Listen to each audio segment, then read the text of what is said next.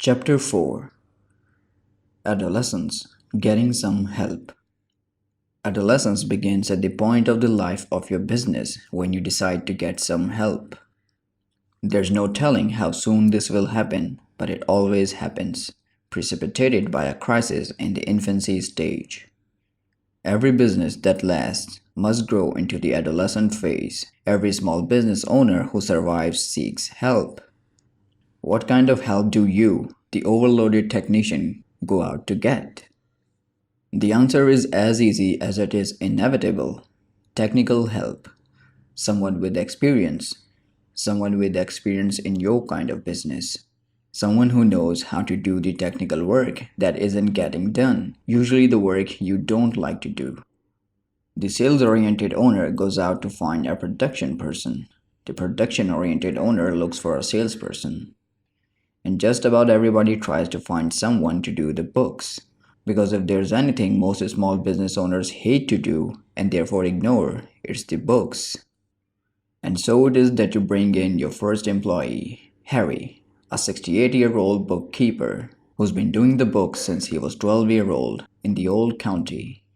Harry knows the books. He knows how to do the books in 8 different languages. But most important, Harry has 22 years of experience doing a book in a company just like yours. There is nothing Harry doesn't know about your kind of business. And now he's yours. The world suddenly looks brighter again. A major ball is about to be caught, and by somebody else for a change. It's Monday morning. Harry arrives. You greet him warmly, and let's face it, feverishly. You spent all weekend getting ready for this moment. You cleared out a generous space for him. You arranged the books and the stack of unopened letters on the desk. You bought a coffee cup with Harry printed on it. You were even thoughtful enough to find a cushion for his chair. He'll be sitting for a long time. There's a critical moment in every business where the owner hires his very first employee to do the work he doesn't know how to do himself or doesn't want to do it. In your business, Harry is that person. And this Monday morning is the critical time. Think about it. You've taken a big step. The books are on Harry's desk now rather than yours. And what's more, Harry is about to become the only other person in the whole world who knows the real story about you and your business. Harry is going to take one look at the books and know the truth. Harry, your very first and most important employee, is about to find out a secret you've been hiding from anyone else in your life, that you don't know what you're doing. The question is, what's he going to do about it? Will he laugh? Will he cry? Will he leave? Or will he go to work? And if Harry won't do the books, who will? But suddenly you hear the quiet, systematic clattering of the calculator's key from Harry's desk. He's working! Harry's going to stay. You can't believe your luck. You're not going to have to do these books anymore. And in a single stroke, you suddenly understand what it means to be in a business in a way you never understood before. I don't have to do that anymore. At last, you are free. The manager in you wakes up and the technician temporarily goes to sleep. Your worries are over. Someone else is going to do that now. But at the same time, unaccustomed as you are to being the manager, your newfound freedom takes on all too common form. It's called management by abdication rather than by delegation. In short, like every small business owner has done before you hand the books over to Harry and run. And for a while, you are free, at least relatively so. After all, you still have all the other work to do. But now that you have Harry, things are beginning to change. Because when Harry's not totally immersed in the books, you can get him to answer the phone. And when he's not answering the phone, you can get him to do a little shipping and receiving. And when he's not doing the shipping and receiving, he might as well handle a few of your customers. And when he's not handling a few of your customers, well, who knows what you could think of next. Life becomes easier. Life becomes a dream. You begin to take a little longer lunch, 30 minutes instead of 15. You leave a little earlier at the end of the day, 8 o'clock instead of 9. Harry comes to you occasionally to tell you what he needs, and you, busy as usual, simply tell him to handle it. How doesn't matter as long as he doesn't bother you with the details. You've got other fish to fry. Harry needs more people. The business is beginning to grow. Busy as usual, you tell him to hire them. He does. Harry's a wonder.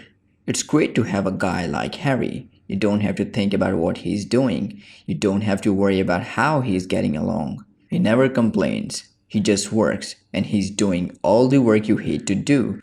It's the best of all possible worlds. You get to be the boss, doing the work you love to do, and Harry takes care of everything else. Ah, the life of an entrepreneur. And then it unexpectedly happens. A customer calls to complain about the shabby treatment she received from one of your people.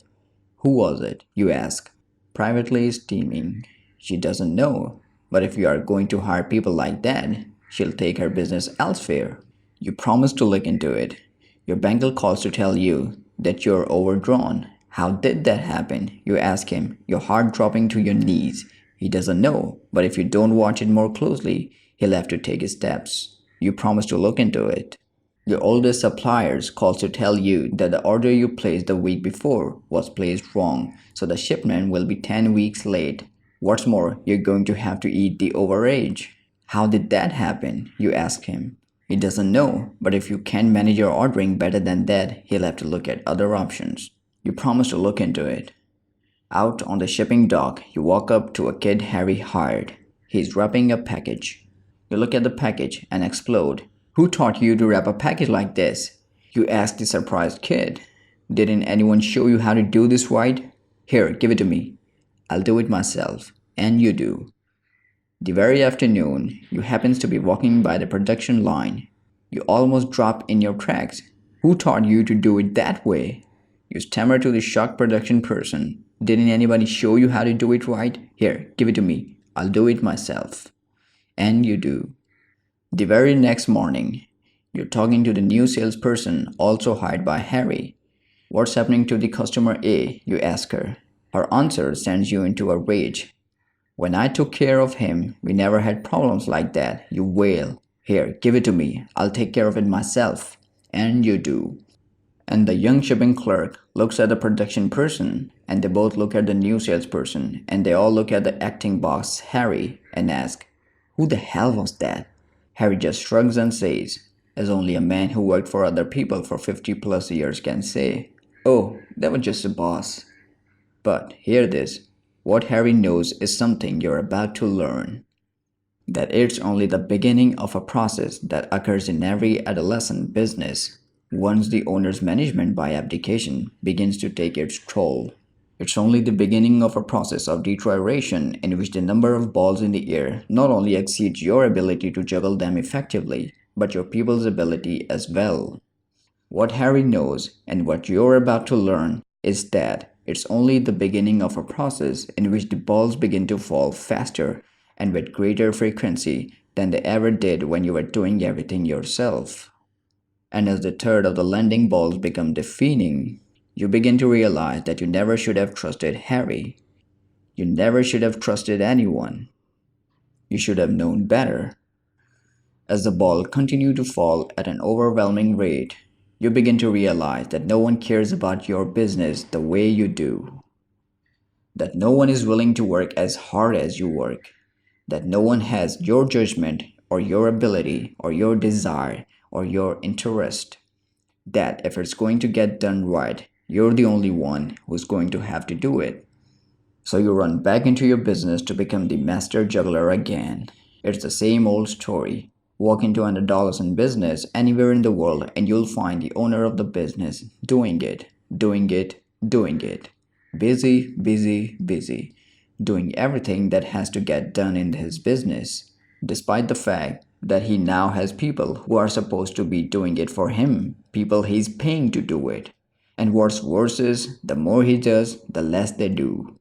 And the less they do, the more he knows that if it's going to get done, he's going to have to do it himself. So he interferes with what they have to do even more.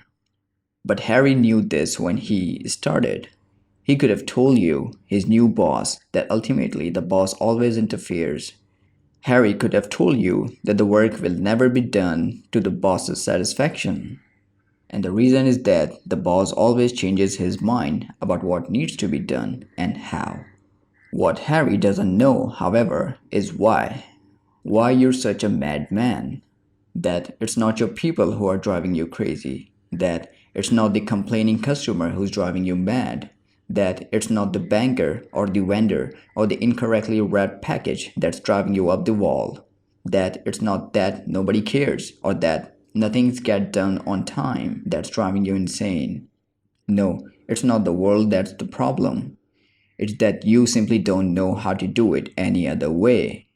You are hopelessly, helplessly at a loss. For you to behave differently, you would need to awaken the personalities who have been asleep within you for a long time, the entrepreneur and the manager, and then help them to develop the skills only they can add to your business. But the technician in you won't stop long enough for that to happen. The technician in you has got to go to work.